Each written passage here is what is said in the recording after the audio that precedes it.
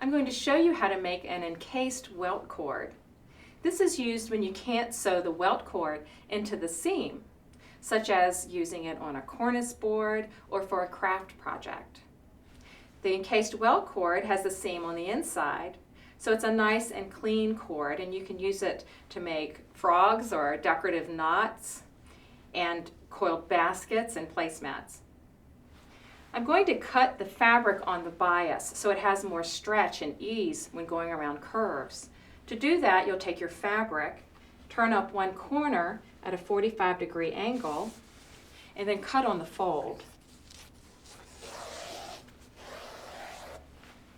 To determine what size to cut the strips to cover your welt cord, you want to measure around your cord and then allow a 1/2 inch on each side. So sort of wrap a piece around, measure it with an extra 1/2 inch, and I have an inch here, so I'm going to cut my strips 2 inches wide.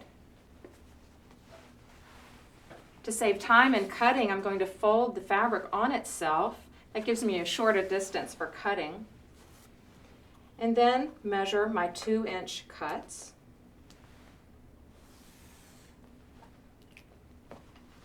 And cut out the bias strips. If you're making a lot of encased welt cords, you'll need multiple strips, and you'll need to sew them all together. I already have a piece cut here. I'm going to move to the sewing machine and show you how to cover the welt cord. You will need to have twice as much welt cord as you plan to cover. So make sure you have plenty, and after you're finished, you can use the leftover welt cord for other projects. I'm going to start with the bias strip and wrap it around the welt cord in the middle. So I'm finding the center of my piece of welt cord, wrapping it around face to face, and then I'm stitching across into the welt cord to secure it. It's a little lumpy there, but I made it through fine. And then turn your welt cord, and I'm using a zipper foot so I can get close to the welt cord, but you don't want to sew into it. You want to be able to turn it right side out. So I'm just going to run along beside the welt cord. You want to use a matching thread and set your stitch length close together. And then keep running along the side.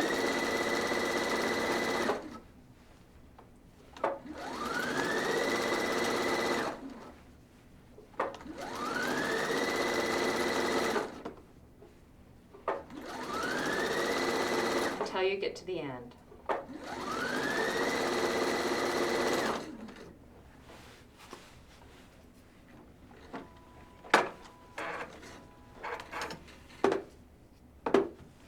Now you want to clip the corner right here where you stitched across and into the welt cord, kind of close, so you have an angle here so it's easier to turn. And now it's time to turn the welt cord onto itself. So you'll start shearing it up. And sometimes if you have a fabric that's rough on your hands, using a pair of rubber kitchen gloves will make it easier, or if you're having a hard time gripping it. And then turn it onto itself.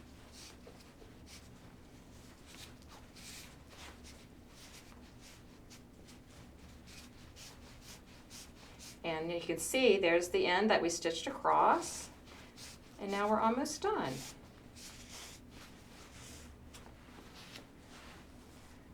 You can take multiple pieces of encased welt cord and braid them together to make tie backs, or even make a handle on a handbag. There's so many uses for encased welt cord. I hope you enjoy trying this project, and be sure to visit our website for other home dec and craft projects.